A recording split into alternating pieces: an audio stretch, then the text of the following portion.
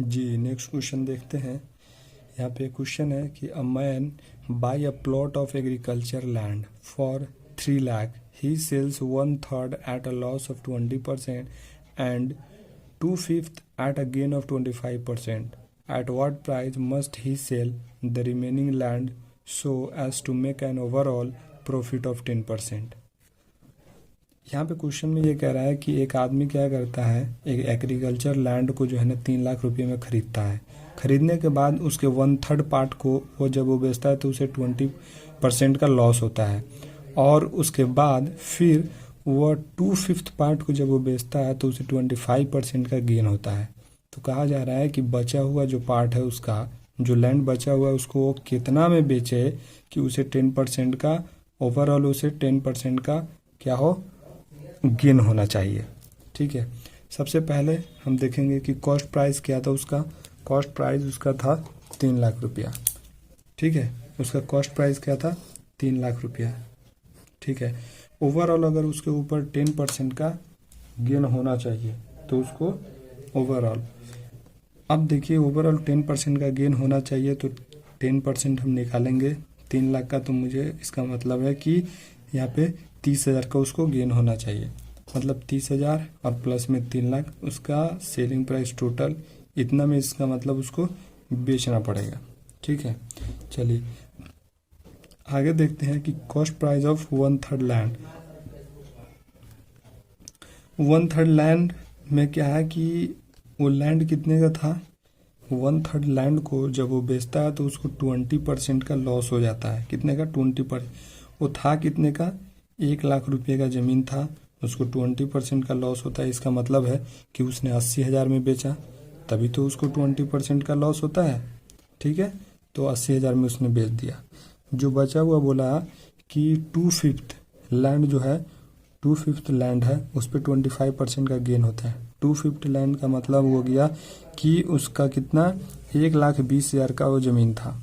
वो लैंड जो है 1,20,000 का था, उस पर उसको 25% का क्या हो रहा है, गेन हो रहा है। मतलब 30,000 का गेन हुआ। मतलब उसने क्या किया, वह 1,50,000 रुपये में उस लैंड को सेल करता है, तभी तो जाकर के उसको 25% का गेन हो रहा है। ठीक है, अब देखिए तो इसका मतलब उसने जो बचा हुआ 1/3 और 2/5 लैंड है, जो पार्ट है, ये दोनों पार्ट को कितने में बेचा, तो एक 1/3 पार्ट को इतने में बेचता है और 2/5 पार्ट को वह इतने में बेचता है। मतलब 80,000 और प्लस 1,50,000, टोटल 2,30,000 में क्या करता है, वह बेच देता है। बचा हुआ कुछ लैंड अभी भी है, तो अब ये है पता करना है कि जो बचा हुआ लैंड है उसको हम कितने में बेचें, कितना में उसको हम सोल्ड करें कि मुझे ओवरऑल हमको कम से कम 10% का गेन होना चाहिए। ठीक है, तो हमने 10% ओवरऑल, जब हमने 10% निकाला था तो कितना आया था, 3,30,000 आया था, है ना। तो अब क्या करेंगे कि हमने बेच दिया इतने में, बचा हुआ कितने में बेचना है, तो 3,30,000 में से हमने क्या करें, 2,30,000 को माइनस करेंगे तो मुझे आएगा 1 लाख। मतलब 1 लाख रुपीज़ में बचा हुआ जो लैंड है अभी भी हमारे पास, उसको जब हम 1 लाख में बेचेंगे तब जाकर के ओवरऑल मुझे 10% का गेन होगा।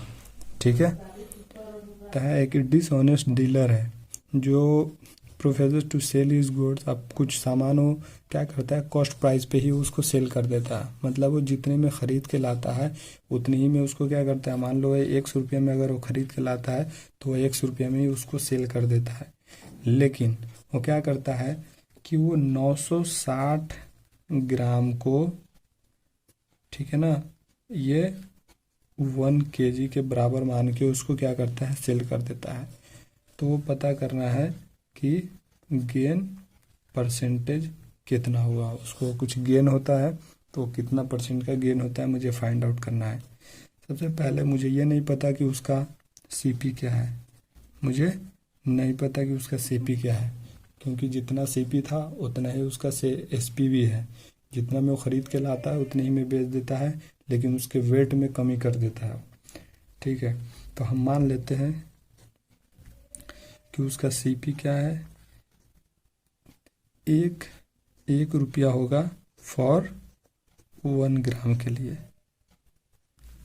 मतलब मान लेते हैं कि 1 ग्राम के लिए वह 1 रुपया रखता है, मान लेते हैं, ठीक है।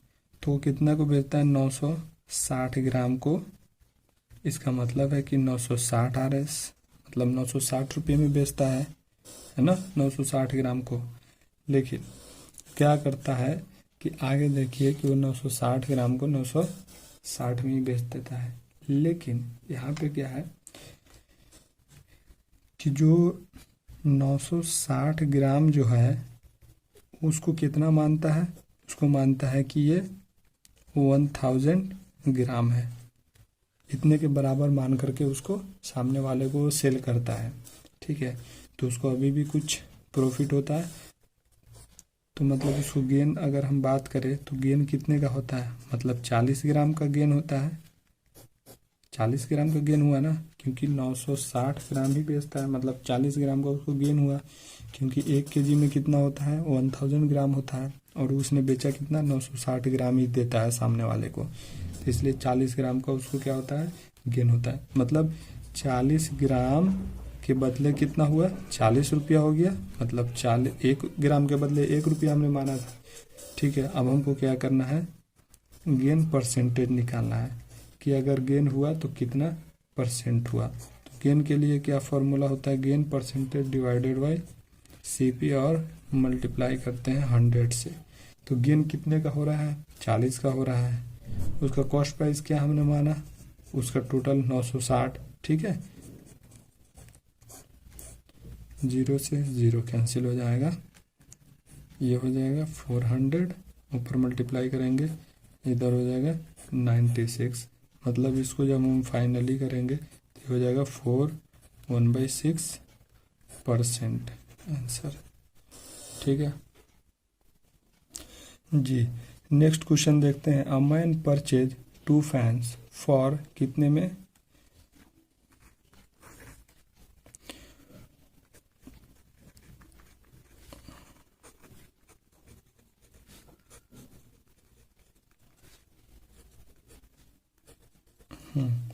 टू फैन परचेज करता है वो 2160 रुपये में, और उसे सेल क्या करता है? जब एक फैन को सेल करता है तो उसे 15% का प्रॉफिट होता है, ठीक है। और दूसरे फैन को जब वो सेल करता है तो उसे 9% का लॉस हो जाता है।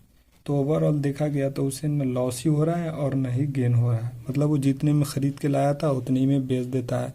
तो मुझे ये पता करना है कि दोनों फैन का अलग अलग प्राइस क्या था, ठीक है, उसका कॉस्ट प्राइस। तो हम सबसे पहले हम लेट कर लेते हैं फर्स्ट फैन का मान लेते हैं कि उसका CP जो कॉस्ट प्राइस रहा होगा X मान लेते हैं। अगर हम सेकेंड की बात करें, कॉस्ट प्राइस सेकेंड फैन का, तो कितना हो जाए? 2160 माइनस X हो जाएगा। चलिए दूसरी बात, जब उसको क्या होता है कि जब इतने में वो ख़रीद के लाता है लेकिन वो जब बेच देता है तो उसे नहीं लॉस होता है और नहीं गेन होता है। इसका मतलब है कि वो 15% का क्या होता है? पहले वाले को बेचता है X पे, तो उसे क्या होता है? 15% का गेन होता है।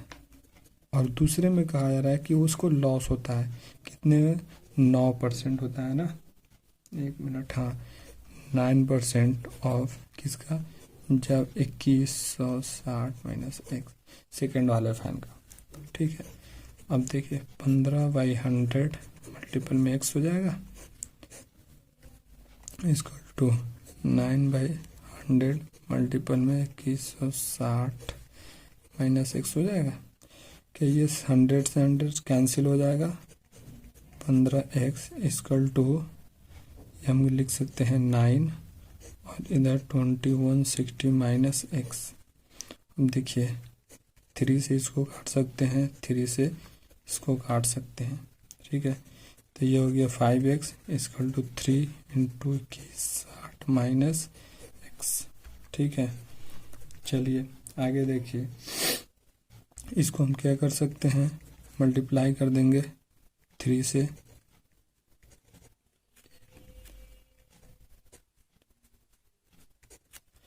माइनस 3X हो जाएगा, इतना तो हो जाएगा। तो यहाँ पे क्या हो जाएगा? 5x 3x माइनस में इधर लाएंगे तो 3x प्लस में हो जाएगा 64 80 हो जाएगा। मतलब ये हो जाएगा 8x 5 3 8 हो जाएगा 64 80 डिवाइडेड बाई 8 हो जाएगा। इसका मतलब है कि पहले वाला फैन को उसने कितने में बेचा, ये एक्स जो है फर्स्ट वाले फैन को उसने कितने में बेचा 810 रुपये में, और सेकेंड वाले फैन को उसने कितने में बेचा 2160 माइनस 810 करेंगे। देखिए यहाँ का 2160 माइनस 810, 0 से 0, 6 से 1, 5, 1 से नहीं 11 से 8 जाएगा 3 और ये 1।